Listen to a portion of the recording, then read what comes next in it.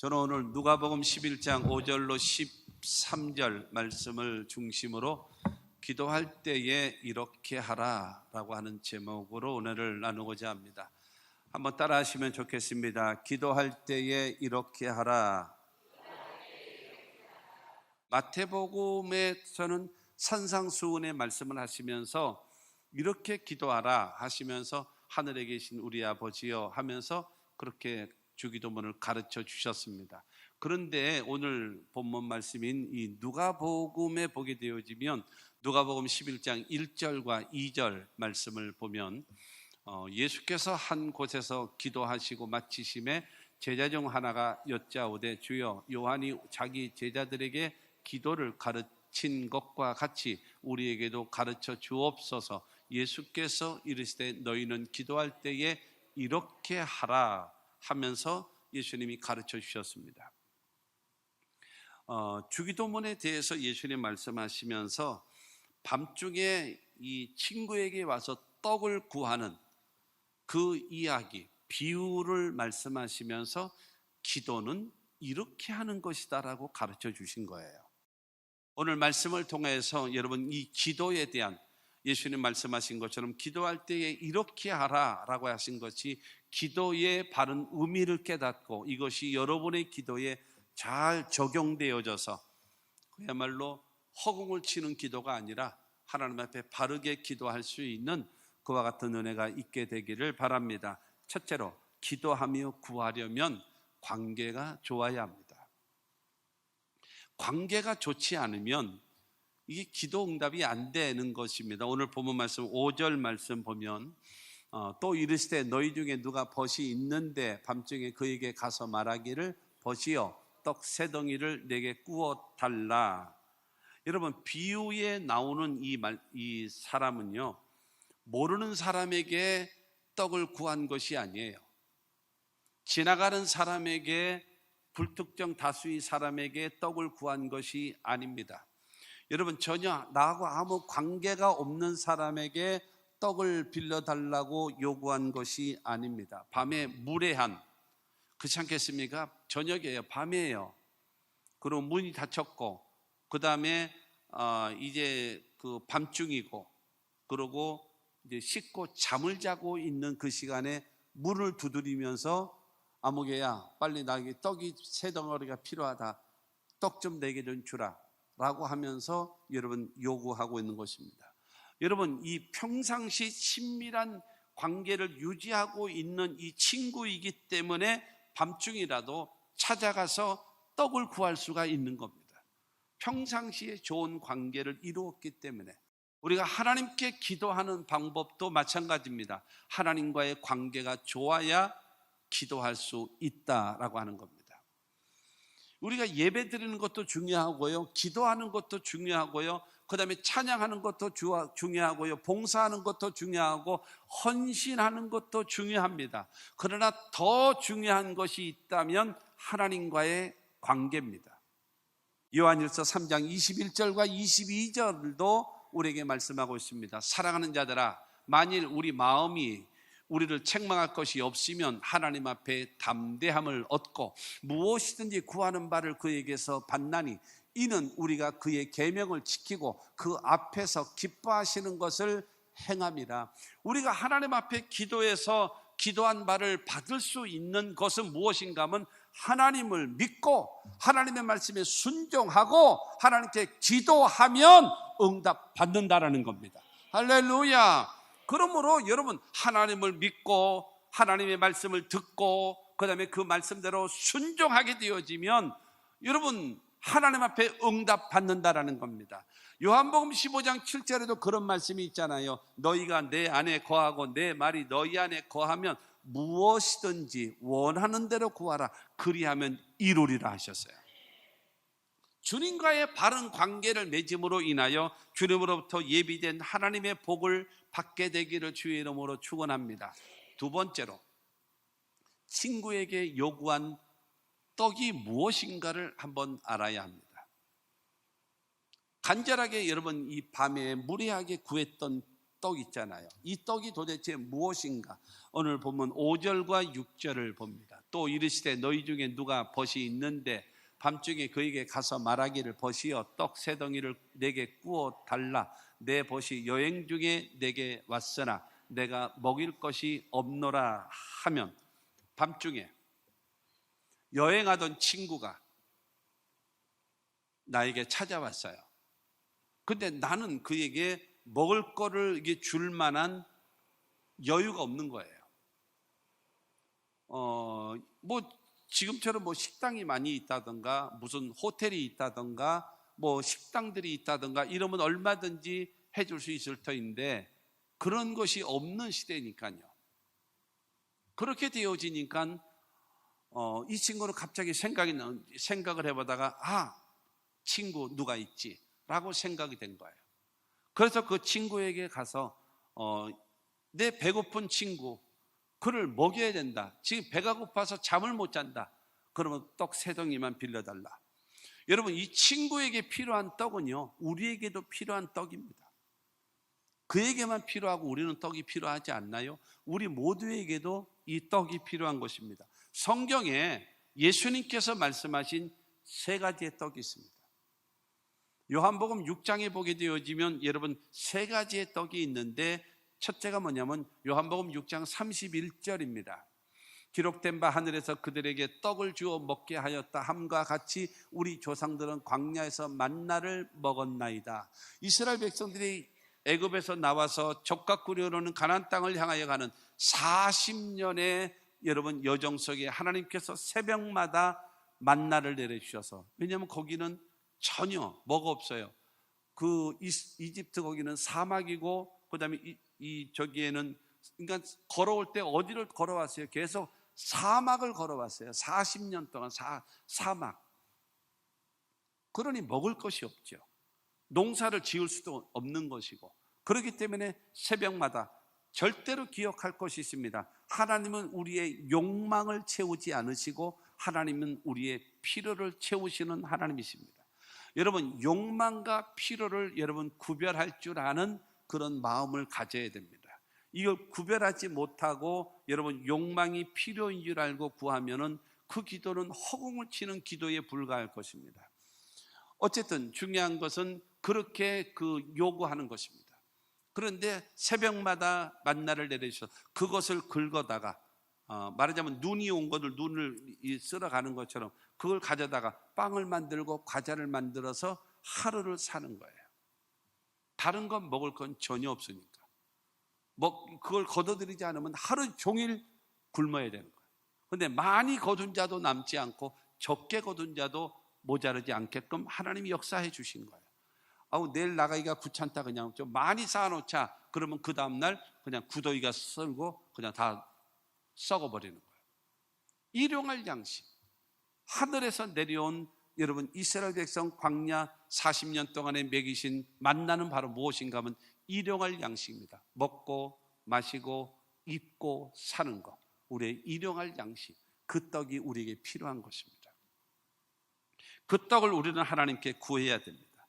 그 다음에 두 번째로는요, 요한복음 6장 13절 14절 말씀을 보면 이에 거두니 보리떡 5개로 먹고 남은 조각이 12바구니에 찼더라. 그 사람들이 예수께서 행하신 이 표적을 보고 말하되 이는 참으로 세상에 오실 그 선지자라 하더라. 여러분, 오병이어의 기적에 나타나는 떡입니다. 이것은 우리의 입장에서는 기적입니다.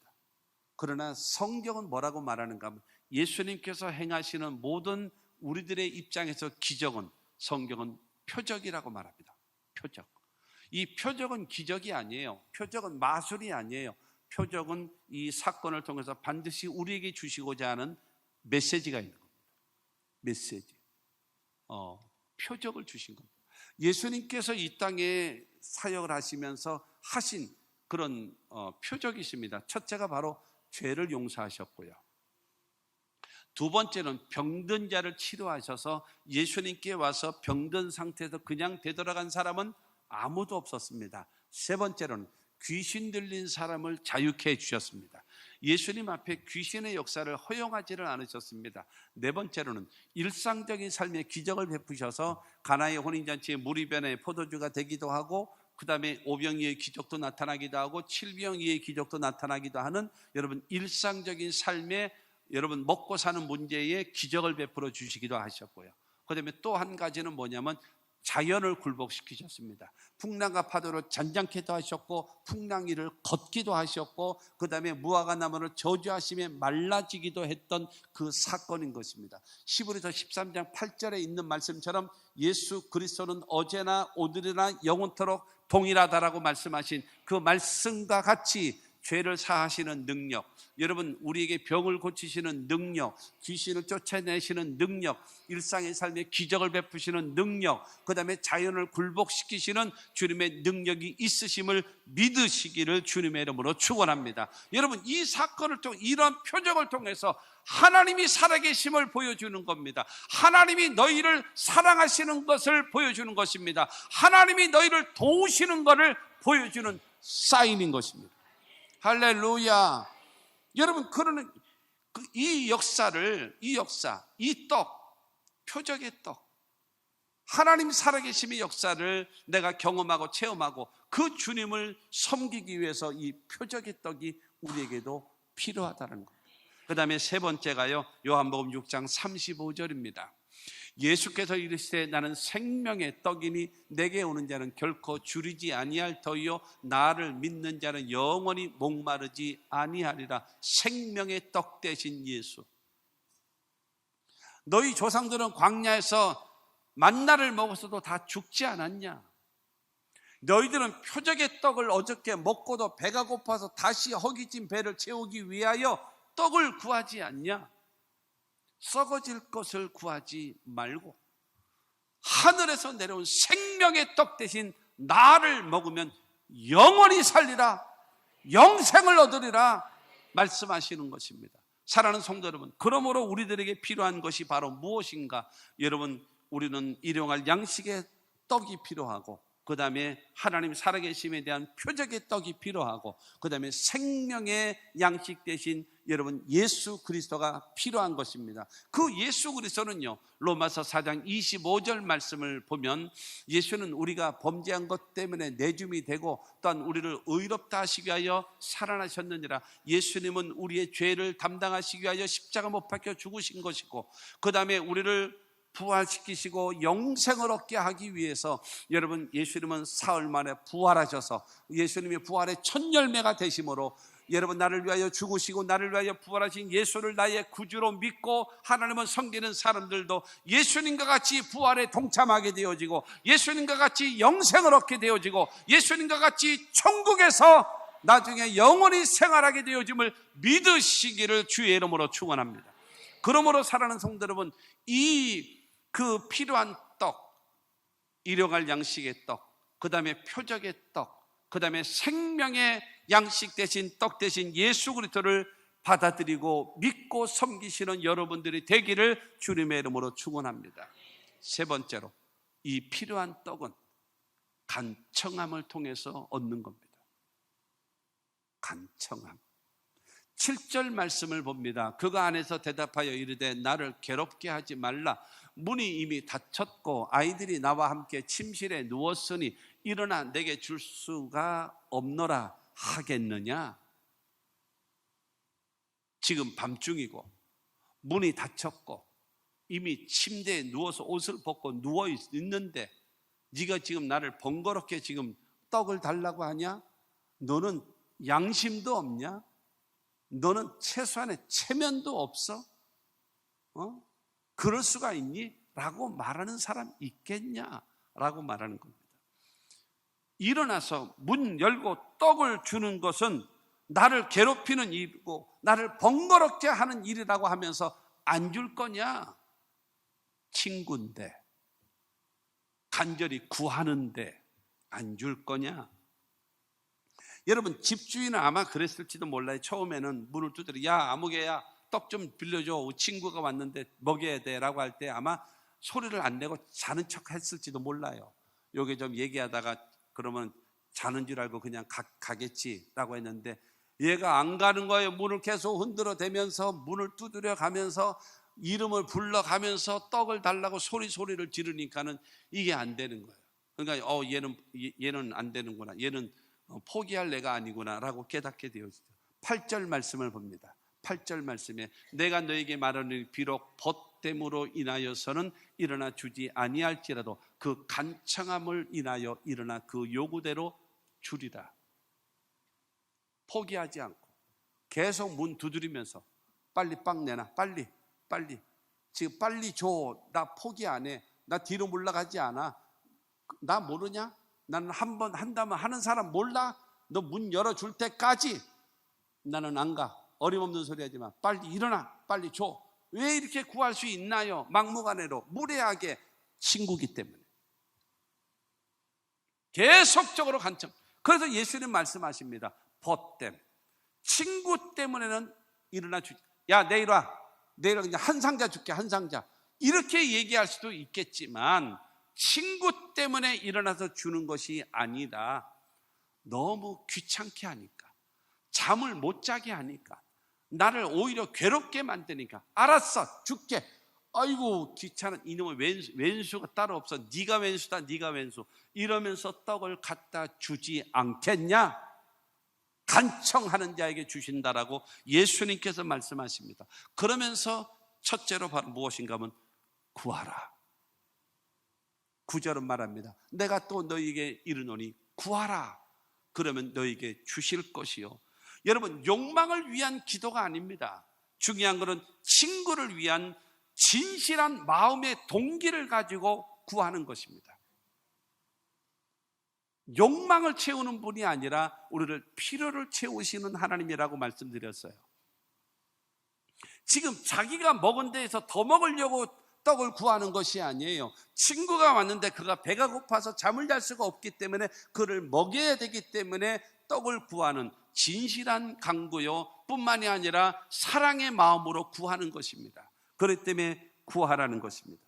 하나님의 도우심을 기대하는 여러분 소원, 그것을 구하라는 것입니다. 모든 것을 알고 계시는 하나님이시지만 기도를 통해서만 역사하시는 하나님이라는 사실을 믿으시기를 바랍니다. 시편 145편 18절은 말합니다. 여호와께서는 자기에게 간구하는 모든 자, 곧 진실하게 간구하는 모든 자에게 가까이 하시는도다. 할렐루야. 여러분, 진실한 마음으로 하나님께 간구하는 사람, 여러분 깨끗한 여러분 필요를 채우기 위하여 하나님께 기도하는 그 기도를 들으시고 하나님 응답하시는 하나님, 여러분 하나님의 도우심을 여러분 기대하면서 간절한 마음과 진실한 마음으로 하나님께 기도할 때에 응답해 주시는 겁니다. 그럽니다. 두 번째로 말합니다. 찾으라. 9절은 말합니다. 찾으라. 그러면 찾아낼 것이요. 몸으로 움직이는 행동을 말하는 겁니다. 행동적인 기도를 말합니다. 친구가 알았어, 떡 줄게. 그만 소리 질러. 문 부서지겠다. 문 그만 좀 흔들어. 알았어, 줄게. 응답 올 때까지 낙심하지 않고 구하는 것은, 야 아무개야, 내게 지금 떡이 필요해. 우리 집에 친구 아무개가 왔어. 우리 집 먹을 거 없어. 그러므로 그 떡을 내게 줘. 그래, 그러면 내가 갚아줄게. 그게 구하는 겁니다. 야, 밤중이잖아. 문이 닫혔잖아. 지금 우리가 옷을 벗고 자고 있어. 왜 이렇게 귀찮게 해? 그냥 가. 내일 많이 줄게. 그때에 끊임없이 안 돼. 이 친구 먹여서 재워야 돼. 일어나 줘. 그러면 뭐 할 때까지야? 알았어, 줄게 라고 할 때까지 구하는 것이 찾는 겁니다. 알았어, 줄게 라고 말할 때까지 요구하는 겁니다. 낙심하지 않고, 포기하지 않고, 뒤로 물러가지 않고, 계속적으로 뭐가 올 때까지요? 응답이 올 때까지, 사인이 올 때까지 그 친구가 알았어, 오케이, 걱정하지 마, 내가 일어나서 죽게, 너 내일 나한테 죽을 줄 알아. 그럴지라도 중요한 거는 그 친구의 오케이 사인을 받을 때까지 구하는 것, 그것이 찾는 거라고 말하는 겁니다. 언제까지 구할 것인가? 응답이 올 때까지. 언제까지 우리는 찾을 것인가? 여러분, 찾을 때까지. 언제까지 우리는 두드려야 될까요? 열릴 때까지 두드리는 거예요. 세 번째로 말합니다. 두드리라. 9절 후반절은 말하잖아요. 문을 두드리라 그러면 너에게 열릴 것이니. 구하고 떡을 달라고 구하는 거예요. 그 다음에 떡을 주겠다라고 응답이 올 때까지 낙심하지 않고 계속적으로 간구하는 것이 찾는 겁니다. 그 다음에 왜 그러면 두드리나요? 여러분, 알았어 줄게 라고 얘기하면서 그냥 그 말하고 잠자면 되겠습니까? 안 되죠. 그가 나와서 투덜투덜 될지라도 여러분, 바구니에다가 떡을 담아가지고 얘따 가져가라 이 왼수야 그러면서 갖다 주서 그 떡을 내가 받을 때까지 구하는 것이 두드리는 거예요. 할렐루야. 너무나 많은 사람들이 구하는 것으로 멈춰요. 어느 사람은 찾는 것으로 멈춰요. 여러분, 문을 두드려서 나에게 올 때까지 구해야 그것이 구하고 찾고 두드리는 겁니다. 할렐루야. 이 기도를 바르게 하는 거예요. 이것이 여러분 실천되지 않으면 안 된다라고 하는 겁니다. 네 번째로 응답하시는 하나님을 믿으라는 거예요. 11절과 12절 말씀을 봅니다. 너희 중에 아버지 된 자로서 누가 아들이 생선을 달라 하는데 생선 대신에 뱀을 주며 알을 달라 하는데 정갈을 주겠느냐? 여러분, 어떤 부모가 자식에게 생선 대신에 뱀을 주고 알을 달라고 하는데 정갈을 줄 자가 있겠느냐?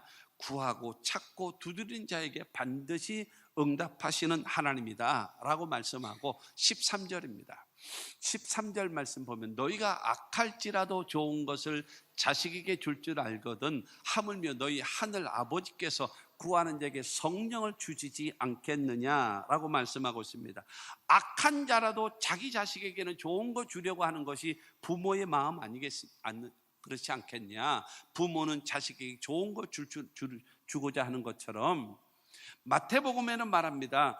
여러분, 구하는 자에게 좋은 것으로 주시지 않겠느냐라고 말하거든요. 좋은 것으로 주시지 않겠느냐, 구하는 자에게. 근데 이 누가복음은 말하고 있습니다. 구하는지 그 좋은 것이 뭐냐? 그 구하는 자에게 성령을 주지 않겠느냐라는 거예요. 여러분, 구하고 찾고 두드리는 이에게 좋은 것으로 주신다라고 마태복음의 기자는 말하고 있는데 누가복음의 기자는 말합니다. 그 좋은 것을 주시는데 그 좋은 것이 무엇이냐? 하나님의 성령이다라는 거예요. 하나님이 함께 하시는 거다라는 거예요. 하나님이 너와 함께 하시고 하나님이 너를 사랑하시고 하나님이 너를 도와주시기 위하여 너와 함께 하겠다라는 겁니다. 할렐루야. 여러분, 하나님께서 우리 인간에게 주신 가장 큰 선물, 하나님께서 인간에게 주신 가장 큰 선물이 무엇입니까? 예수 그리스도입니다. 그리고 그 예수 그리스도께서 우리에게 주신 가장 큰 선물이 무엇인지 아십니까? 성령입니다. 내가 아버지께 가서 너에게로 성령을 보내주리라 그랬어요. 성령을 보내주. 하나님의 선물은 예수, 예수님의 선물은 성령. 그 성령과 더불어 능력을 받아서 승리하며 살아가는 복된 삶이 되시기를 주의 이름으로 축원합니다. 결론입니다. 여러분, 기도 응답에 대한 확신을 가지십시오. 하나님께 기도하면 하나님이 응답하신다. 그러면 기도 응답 받을 수 있는 비결이 바로 무엇인가? 첫째는 바로 기도하려면 하나님과의 관계가 바르게 되어져야 합니다. 하나님과의 바른 관계가 이루어지기를 바라고, 그 다음에 두 번째로 우리가 요구되어지는 것이 우리에게 필요한 떡, 일용할 양식의 떡, 그 다음에 하나님의 살아계심과 역사하심의 표적의 떡, 그 다음에 생명의 떡 대신 예수, 그 떡이 우리들에게 필요한 겁니다. 그 다음에 세 번째로 그 우리에게 필요한 그 떡을 우리가 소유하고 받으며 살아가는 방법은 기도하면서 그것을 얻는 겁니다. 구하고 찾고 두드리는 이에게 임하는 것입니다. 그 사람에게 네 번째로 하나님은 응답하십니다. 어떻게 응답하시는가? 좋은 것으로 응답하시는데 그 좋은 것의 결과가 무엇입니까? 하나님의 영 성령입니다. 성령으로 우리와 함께 하시는 거예요. 그리고 우리를 도와주시는 거예요. 우리와 늘 함께 하시는 겁니다. 그러므로 저와 여러분들을 기도해서 응답 받는다는 확신 갖고 기도의 사람들 되시기를 주 예수 이름으로 축원합니다.